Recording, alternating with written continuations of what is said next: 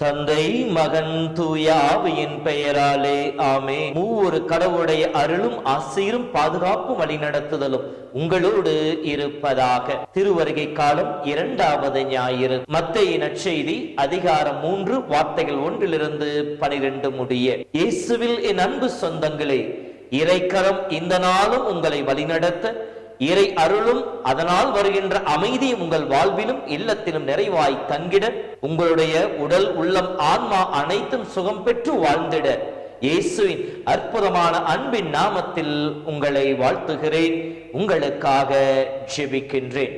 திருவருகை காலத்தின் 2வது வாரத்தில் இறைமகன் இயேசுவின் பிறப்பை கொண்டாடும் அவரது வருகைக்காய் நம் உள்ளத்தையும் வாழ்வும் தயாரித்துக் கொண்டிருக்கின்ற இந்த கால சூழ்நிலையிலே திருமுழுக்கு யோவானுடைய வார்த்தையின் வழியாக இறைவன் நம் வாழ்க்கையில் மாற்றத்தை காண ஆசைப்படுகின்றார். மனம் திரும்புங்கள், விண்ணரசு நெருங்கி வந்து விட்டது என்கின்ற செய்தியோடு திருமுழுக்கு யோவான் தன்னுடைய பணி வாழ்வை தூங்குவதாக அமைந்திருக்கின்றது. யார் இந்த திருமுழுக்கு யோவான்? எசாயா புத்தகம் 40:3-4 அடிப்படையிலே பார்க்கின்ற பொழுது, பாலைவனத்திலே ஒலித்துக் கொண்டிருக்கின்ற குரல், ஆண்டவருக்கான வழியை ஆயத்தப்படுத்துங்கள், அவருக்கான பாதைகளை செம்மைப்படுத்துங்கள் என்று சொல்லி இறைமகன் இயேசுவின் வருகைக்காக மக்களிடத்தை தயார்படுத்துகின்ற ஒரு பணியை செய்ய வந்தவர். இதைத்தான் அவருடைய பிறப்பு முன்னறிவிக்கப்படுகின்ற பொழுது, சக்கரையா ஆண்டவருக்கு தூவம் காட்ட செல்லுகின்ற பொழுது கபிரியேல் தூதர் அவருக்கு தோன்றி லூக்கா புத்தகம் 1:15 படிக்கின்ற பொழுது, அவர் ஆண்டவருடைய பார்வையிலே பெரியவராக இருப்பார், எலியாவின் உளப்பாங்கையும் வலிமையும் கொண்டவராக இருப்பார், ஆண்டவருக்கு ஏற்புடைய மக்களை ஆயத்தப்படுத்துவார் என்று சொல்லி அவருடைய பணிகள் சுட்டி காட்டப்பட்டிருக்கின்றன. திருமுழுக்கு யோவானும் அந்த பணியை தான் செய்தார். எலியாவினுடைய தோற்றத்தை மட்டுமல்ல, உளப்பாங்கையும் கொண்டவராக இருந்தார். 2 அரசர் புத்தகம் 1:8 இருப்பதை போல எலியாவினுடைய உடல் தோற்றமானது, அவருடைய உடல் மயிரந்த மனிதர் இடையிலே தோற்கச்சை அணிந்திருந்தார். திருமுழுக்கு யோவானும் ஒட்டக மயிராடை அணிந்திருந்தார், மேலும் தன் இடையிலே வாட்கச்சை கட்டியிருந்தார் என்று சொல்லப்படுகிறது. உடல் தோற்றத்தில் மட்டுமல்ல, உளப்பாங்கிலும் எலியாவை போலவே திருமுழுக்கு யோவான் இருந்தார்.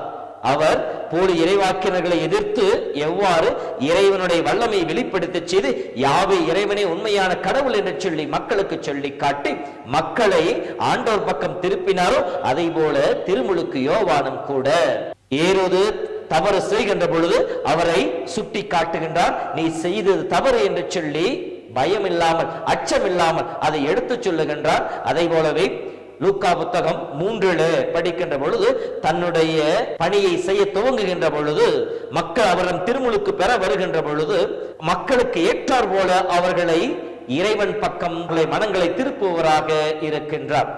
மக்கள் கூட்டம் அவரை கேட்கின்ற பொழுது, உங்களிடம் இருப்பதை பகிர்ந்து வாழுங்கள் என்று சொல்லி அவர்களுக்கு ஏற்ற அறிவுரையை கொடுக்கின்றார். வரி தண்டுபோது வந்து நாங்கள் என்ன செய்ய வேண்டும் என்று சொல்லி கேட்கின்ற பொழுது, நீங்கள் உங்களுக்கு கொடுக்கப்பட்ட அளவிற்கு மேலாக யாரிடம் வரியை வசூலிக்காதீர்கள் என்று சொல்லுகின்றார். படைவீரர்கள் வந்து கேட்கின்ற பொழுது, யாரையும் பயமுறுத்தாதீர்கள், அச்சுறுத்தாதீர்கள், அவரிடமிருந்து பிடுங்கிக் கொள்ளாதீர்கள் என்று சொல்லி அவர்கள் வாழ்வை செம்மைப்படுத்துவராக இருக்கின்றார். இப்படி தன்னை தேடி வந்த மக்களுக்கெல்லாம் அவர்கள் வாழ்வில் மாற்றத்தை கொடுக்க இறைவனுடைய வழிகளை மிகவும் வன்மையாக ஆயத்தப்படுத்திக் கொண்டிருந்த திருமுழுக்கு யோவான் எச்சரிக்கையும் கொடுக்கின்றார்.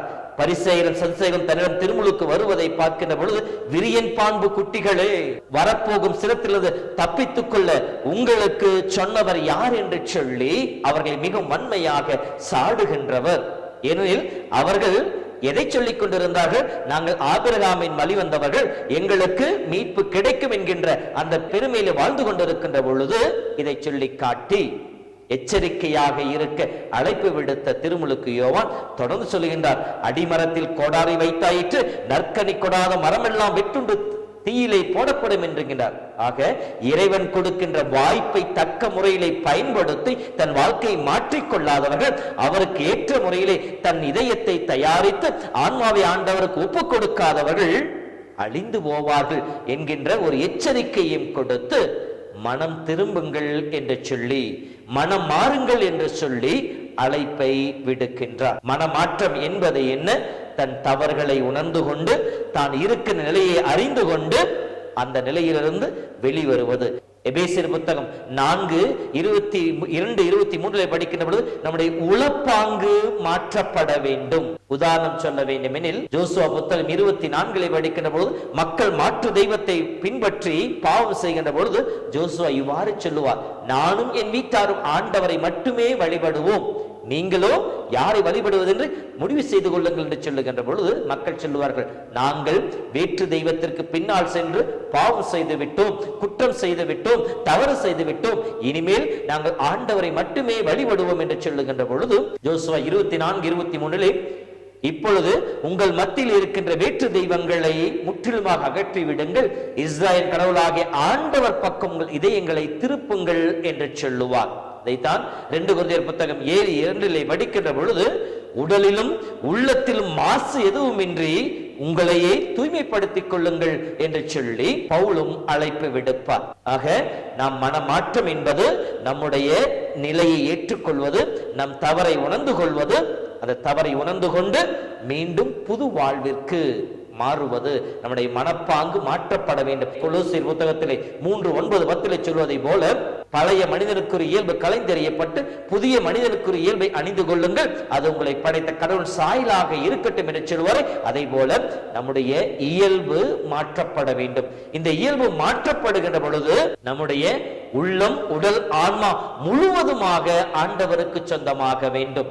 அப்படி நாம் மனம் மாறி ஆண்டவரை தேடுகின்ற பொழுது அந்த மனமாற்றம் வெறும் வார்த்தைகளில் இருக்கக்கூடாது. மத்தேயு 7:21 படிப்பதை போல, என்னை நோக்கி ஆண்டவரே ஆண்டவரே என்று சொல்பவெல்லாம் விண்ணரசு நுழைய முடியாது, மாறாக என் தந்தையின் திருவுளப்படி நடப்பவர்களே விண்ணரசுக்கு சொந்தக்காரர்கள் என்று சொல்லுவாரே. நாம் மனம் மாறியவர்கள் என்பதை நம்முடைய வார்த்தையால் அல்ல, நம்முடைய வாழ்க்கையால் வெளிப்படுத்த வேண்டும். அதைத்தான் திருமுழுக்கு யோவான் என்று சொல்கிறார், நீங்கள் மனம் மாறியவர்கள் என்பதை உங்கள் செயல்களால் எடுத்து காட்டுங்கள் என்று சொல்லி. அப்படி என்றால் என்னுடைய செயலிலே மாற்றம் இருக்க வேண்டும். தீமையை நோக்கி, இருளை நோக்கி, அழிவை நோக்கி சென்று கொண்டிருந்த என்னுடைய வாழ்வு, ஆண்டோடைய அருளை இறந்து பாவத்தின் படுகொலியிலே வீழ்ந்து இருந்த என்னுடைய வாழ்வு ஆண்டவரால் தொடப்படுகின்ற பொழுது, இறை அருளை பெற்று இறைவனை அறிந்து கொள்ளுகின்ற பொழுது என் வாழ்க்கையிலே மாற்றம் பிறக்க வேண்டும். லூக்கா புத்தகம் 15 செல்வத்தின் மீது, உலகத்தின் மீது, உலக இச்சையின் மீது நாட்டம் கொண்டு தந்தை விட்டு விலகிச் சென்ற அந்த ஊதாரி மைந்தன் மாற்றம் பிறக்கின்ற பொழுது அவன் தந்தை நோக்கி திரும்பி வருபவனாக இருக்கின்றான். உளம் மாறியவனாக, மனம் மாறியவனாக என் தந்தையிடம் திரும்பி போவென்று சொல்லி வந்தானே, அதை போல அவன் வாழ்க்கையிலே மாற்றம் இருந்தது. செல்கின்ற பொழுது ஆணவத்திலே, அகந்தையிலே, இந்த ஆடம்பரத்திலே அக்கறை கொண்டவனாக சென்றவன் திரும்பி வருகின்ற பொழுது மனத்தாழ்ச்சியிலே, மன வருத்தத்திலே தந்தை நோக்கி வருபவனாக இருக்கின்றான். இதுதான் நம் வாழ்க்கையிலே வெளிப்படுத்தக்கூடியது. நாம் மனம் மாறி என்பதை நம் வாழ்க்கையிலே வெளிப்படுத்தி காட்ட வேண்டும். அதை சொல்லுகின்ற பொழுது இதை பவுலுடைய மிக அழகாக சொல்லுவார். ரோமர் புத்தகம் 2:28-29 வசனங்களை படிக்கின்ற பொழுது, புறத்திலே யூதர்களாக இருப்பவர்கள் யூதர்கள் அல்ல, அதே போல புறத்தளவிலே செய்யப்படுகிற விருத்தச்சேதனமும் விருத்தச்சேதனம் அல்ல, மாறாக அவர்கள் அகத்திலே யூதர்களாக இருக்க வேண்டும், உள்ளத்திலே அவர்கள் விருத்தச்சேதனம் செய்து கொண்டவர்களாக இருக்க வேண்டும். நாம் ஆண்டவரை நோக்கி திரும்பி வருபவர்களாக இருக்க வேண்டும். அதை நம் வாழ்க்கையிலே செயல்படுத்தி காட்ட வேண்டும். அப்படி என்றால் நான் என் வாழ்க்கையிலே மாற்றிக்கொள்ள வேண்டிய குணாதிசயங்கள் என்ன என்று சொல்லி பார்க்கின்ற பொழுது, எபேசியர் புத்தகத்திலே 4:25 வசனங்களிலே பவுலுடைய புதிய வாழ்வுக்கான வழிகளை, மனமாறியவர்கள் வாழ்க்கையிலே காட்ட வேண்டிய வழிமுறைகளை மிக தெளிவாக நமக்கு சொல்லி காட்டுகின்றார். பொய்யை உங்கள் மத்தியிலிருந்து விலக்குங்கள், உண்மையை பேசுங்கள், சினம் கொண்டாலும் பாவம் செய்யாதீர்கள், நீங்கள் தூங்க போவதற்கு முன்னால், பொழுது சாய்வதற்கு முன்னால் உங்கள் சினம் தனியட்டும். ஆக மனமாறியவர்கள் வாழ்க்கையிலே இருக்க வேண்டிய காரியங்கள், பொய்யை உங்கள் மத்தியிலிருந்து விலக்குங்கள், உண்மை பேசுபவராக இருங்கள், சினம் கொள்ளாதீர்கள், அழகிற்கு உங்கள் வாழ்விலே இடம் கொடுக்காதீர்கள், திருடாதிருங்கள், பிறர் தேவையிலே இருக்கின்ற பொழுது அவர்களுக்கு உதவக்கூடியவர்களாக இருங்கள். கெட்ட வார்த்தை எதுவும் உங்கள் வாயில் நாவில் வராதிருக்கட்டும். பிறரை ஆற்றுப்படுத்துகின்ற, பிறருக்கு நன்மை பயக்கின்ற வார்த்தைகளை மட்டுமே பேசுபவர்களாக இருங்கள். சீற்றம், மனக்கசப்பு, கூச்சல், பழிசொல், எல்லா வகை தீமையும் உங்களிடமிருந்து அகற்றுங்கள். ஒருவருக்கு நன்மை செய்பவர்களாகவும் பரிவு காட்டுபவர்களாக இருங்கள். ஒருவரை மன்னிப்பவர்களாக இருங்கள் என்று சொல்லுகின்றார். ஆக நம்முடைய வார்த்தையிலே, நம்முடைய உள்ளத்திலே, நம்முடைய வாழ்விலே, நம்முடைய செயல்களிலே மாற்றம் இருக்க வேண்டும். இத்தகைய மாற்றத்தோடு நாம் ஆண்டவரை தேடி வருகின்ற பொழுது அமைதி தருகின்ற கடவுள் தாமே 1 தெசலோனிக்கேயர் புத்தகம் 5:23 படிப்பதை போல அமைதி தரும் கடவுள் உங்களை முற்றிலும் தூய்மையாக்குவாராக.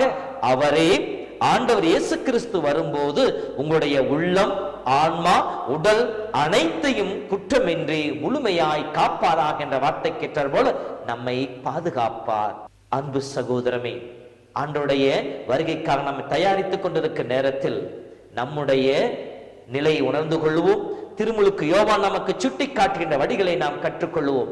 நான் கிறிஸ்தவன், எனவே எனக்கு மீட்பு கிடைத்துவிடும் என்கின்ற பெருமையிலே, மமதையிலே நாம் வாழாமல் திருமுழுக்கு யோவான் கொடுக்கின்ற எச்சரிக்கையை பயன்படுத்தி, அடிமரத்தில் கோடாரி வைத்தாயிற்று, நற்கனி கொடாத மரம் எல்லாம் வெற்றுண்டு தீயிலே எரியப்படும் என்பதை போல என் வாழ்க்கையில் கொடுக்கின்ற எச்சரிப்புகளை நான் உணர்ந்து கொண்டு என் வாழ்க்கையிலே பலன் கொடுக்கக்கூடிய வாழ்வாக என் வாழ்வை மாற்றிக்கொள்ளவும், கிறிஸ்துவோடு இணைந்து பலன் கொடுக்கக்கூடிய வாழ்வை நான் பெற்றுக்கொள்ளவும், அந்த கிறிஸ்துவோடு இணைவதற்கு தடையாக இருக்கின்ற என் நிலையை உணர்ந்து கொண்டு உண்மையான மன வருத்தத்தின் வழியாக, மன மாற்றத்தின் வழியாக ஆண்டவரை தேடி வரவும், நான் மனமாறியவன் என்பதை என்னுடைய சொல்லும் செயலும் வெளிப்படுத்தி காட்டு இறைவனை மகிமைப்படுத்தவும், அதன் வழியாக எனக்கும் கடவுளுக்கும் இடையே இருக்கின்ற மிகப்பெரிய பள்ளத்தை குறைத்து ஆண்டவரோடு இணைந்து இறைவன் தருகின்ற அமைதியை பெற்று மகிழ்கின்ற மக்களாக நாம் இருக்கவும் அருள் வேண்டுவோம். கடவுள் நம் ஒவ்வொருவரையும் ஆசீர்வதிப்பாராக. ஆண்டவர் உங்களோடு இருப்பாராக. எல்லாம் வல்ல இறைவன், தந்தை, மகன், தூய ஆவியின் பெயராலே ஆமென்.